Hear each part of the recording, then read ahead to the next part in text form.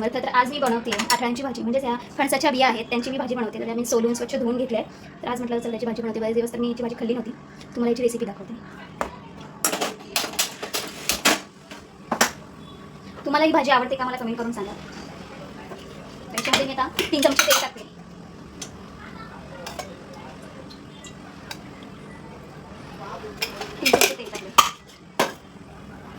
तर आता मी याच्यामध्ये कढीपत्ता टाकते. बारीक चिरलेला कांदा.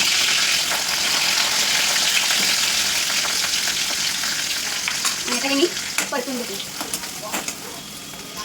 याच्यामध्ये मी आता टोमॅटो टाकते. कांदा चांगला लालसर झाल्यावरती आम्ही टोमॅटो टाकते. आणि आता टोमॅटो सुद्धा चांगला परतून घ्यायचा. याच्यामध्ये आता मी आलं लसूण पेस्ट टाकते थोडी.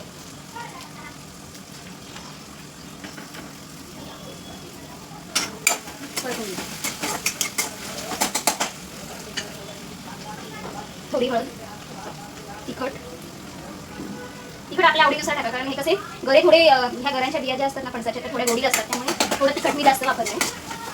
माझ्या आवडीनुसार वापरले. कारण आमच्याकडे तिखट खाणारे खूप म्हणजे तिखट खातात. त्यामुळे मी तिखट जरा जास्त टाकते. आणि माझा आवडता मॅगी मसाला. मॅगी मसाला मी सहसा सगळ्यात जेवणात वापरते. कारण मला मॅगी मसाला आवडतो.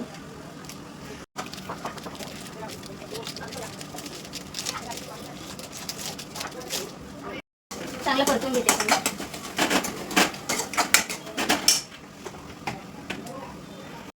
याच्यामध्ये आता मी हे वाटण टाकते. आमचं कोकणी वाटण जे मसाला राहतो तो मी टाकते.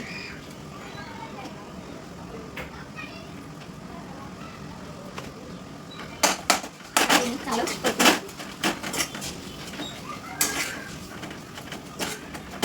आणि आता ह्या बिया मी त्याच्यामध्ये टाकते.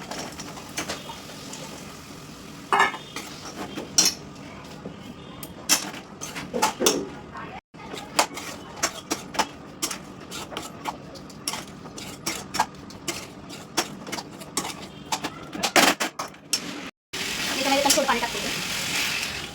1 ग्लास मी पाणी टाकलेलं आहे. कारण हे शिजायला पाहिजे म्हणून. तर आणि चवीनुसार मीठ.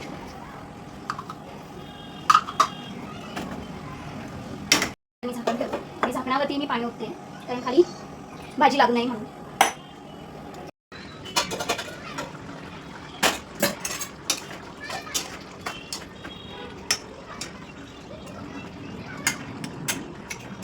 तर आपली भाजी आता शिजून तयार आहे. भाजी चांगली शिजली. त्याच्यामध्ये आता मी वरून टाकते कोथिंबीर.